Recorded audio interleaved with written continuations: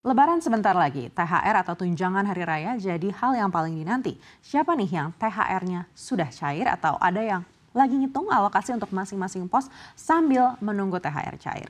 Sebagian masyarakat Indonesia biasanya menggunakan THR untuk kebutuhan Ramadan dan Lebaran.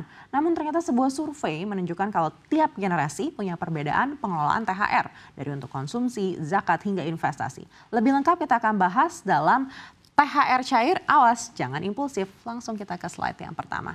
Kalau berdasarkan aturan, pemberian THR, BUMN, dan BUMD diberikan paling lambat 7 hari sebelum Lebaran. Dengan rincian, THR untuk aparatur negara dibayar 2 minggu sebelum Hari Raya Idul Fitri atau mulai dicairkan kemarin, yakni di Senin 17 Maret 2025. Sementara THR bagi pekerja, buruh perusahaan, atau karyawan swasta diberikan paling lambat 7 hari sebelum Hari Raya Idul Fitri atau sekitar tanggal 24 Maret 2025. Ini dengan asumsi Lebaran jatuh pada 31 Maret 2025 ya. Survei tahunan YouGov Indonesia menunjukkan perbedaan signifikan antar generasi dalam prioritas penggunaan THR yang mencerminkan perbedaan pola pikir finansial serta kebiasaan konsumsi masyarakat. Data survei YouGov menyebut 55% masyarakat Indonesia optimistis menerima THR. Sementara 29% ini ternyata masih ragu. Di antara mereka yang berasumsi menerima THR terdapat perbedaan pola penggunaan antar generasi muda dan generasi yang relatif lebih tua. Pertama kita lihat generasi Z terlebih dahulu. Generasi yang lahir antara tahun 1997 hingga 2009. Kalau dapat THR, 64% Gen Z mengalokasikan THR ke tabungan dan 31% mengalokasikan ke investasi. Ini menunjukkan kalau Gen Z punya kesadaran finansial yang lebih tinggi dibandingkan dengan generasi sebelumnya. Sementara generasi milenial yang lahir antara tahun 1981 hingga 1996 ini memiliki pendekatan yang lebih seimbang, yakni 58% THR dialokasikan ke tabungan, 56% untuk belanja, dan 56% untuk zakat atau donasi. Nah, kalau Gen X, generasi yang lahir antara tahun 1965 hingga 1980 dan juga baby boomers yakni generasi yang lahir antara tahun 1918 hingga 1964 ini lebih banyak mengalokasikan THR mereka untuk berbelanja. Besarannya yakni 59% dan sisanya diberikan ke orang lain seperti keluarga atau pekerja. General Manager YouGov, Edward, dibandingkan dengan tahun sebelumnya menyatakan bahwa tahun ini Gen Z semakin sadar akan pentingnya pengelolaan keuangan dengan lebih banyak yang memilih untuk menabung dan juga berinvestasi. Sementara itu generasi yang lebih tua tetap mempertahankan kebiasaan membelanjakan THR mereka untuk kebutuhan keluarga dan juga tradisi berbagi, baik berupa donasi atau memberikan hampers. Pola ini konsisten dengan tren tahun sebelumnya yang menunjukkan bahwa setiap generasi tetap mempertahankan kebiasaan finansial mereka. Tidak hanya penggunaan THR, tiap generasi juga punya perbedaan dalam pola belanja. Kita akan lihat datanya di slide berikutnya.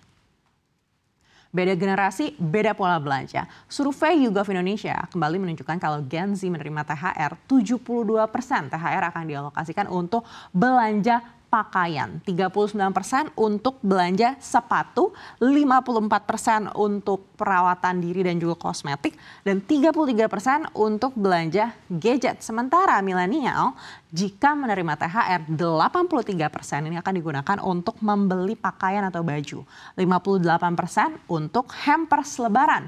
Nah, kalau Gen X dan juga baby boomers kalau dapat THR mereka akan mengalokasikan 80% ini untuk belanja makanan dan minuman dan 61% untuk hampers lebaran. Kalau melihat hasil survei ini maka Gen Z ini lebih fokus pada produk personal sedangkan generasi yang lebih tua lebih mengutamakan kebutuhan rumah tangga, kebutuhan sehari-hari serta hampers lebaran.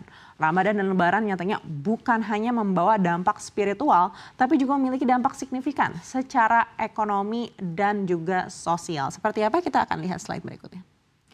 Bulan Ramadan dan Lebaran konsumsi masyarakat biasanya meningkat. Survei tahunan ekspektasi dan penggunaan tunjangan Hari Raya YouGov mencatat tahun 2025. Belanja fashion berada di kategori pertama dengan persentase 79%. Selanjutnya orang akan memprioritaskan belanja makanan dan minuman saat membelanjakan tunjangan Hari Raya. Persentase belanja makanan dan minuman yakni sekitar 71%. Jadi sandang dan pangan jadi prioritas masyarakat di Lebaran tahun 2025 ini. Nah pertanyaan selanjutnya, cara seperti apa yang lebih dipilih masyarakat untuk belanja dan bagaimana trennya? Kita akan ke slide berikutnya. Tren belanja online ini memang terus berkembang ya, terutama untuk kategori tertentu yang semakin banyak direncanakan untuk dibeli secara digital. Dominasi belanja online masyarakat saat ini yakni paket data atau internet ini sebesar 55%. Pembayaran listrik dan tagihan ini sebesar 46%, serta langganan hiburan sebesar 44%. Sementara tahun ini niat pembelian online untuk makanan dan minuman meningkat sebesar 58%. Sementara obat-obatan dan vitamin ini meningkat sebesar 48%. Untuk produk elektronik dan peralatan rumah tangga tahun ini mengalami pertumbuhan baik untuk pembelian secara online maupun offline. Hal ini menunjukkan fleksibilitas konsumen dalam memilih cara belanja.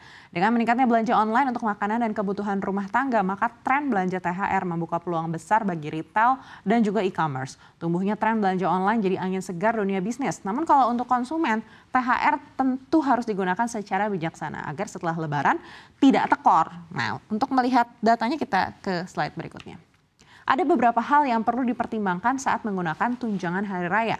Perencana keuangan One Shield Consulting Budi Raharjo mengatakan untuk tahap awal kita perlu membuat perencanaan pengeluaran dari yang paling prioritas agar punya kerangka berpikir mana kira-kira pengeluaran yang akan didahulukan. Kedua, pisahkan alokasi uang untuk dibelanjakan saat hari raya dengan uang untuk belanja rutin bulanan, dana darurat, dan juga investasi. Nah, cara ini adalah cara termudah untuk melakukan monitoring pengeluaran dan juga cara mengunci pengeluaran agar THR tidak cepat habis.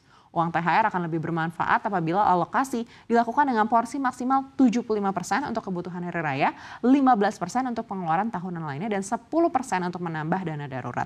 Ketiga, disiplin anggaran THR. Disiplin anggaran ini memang terkadang sulit dilakukan, mengingat momen hari raya adalah momen sekali setahun. Dan seringkali kita ingin momen ini menjadi momen berbagi kebahagiaan. Namun pastikan bahwa anggaran yang kita buat tidak melenceng ketika dipraktekkan.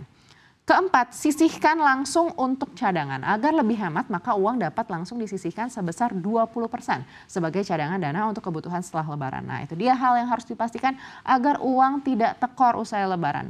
Dengan strategi keuangan yang tepat dan kesadaran diri untuk berhemat, keuangan bisa tetap sehat sebelum dan juga setelah Lebaran.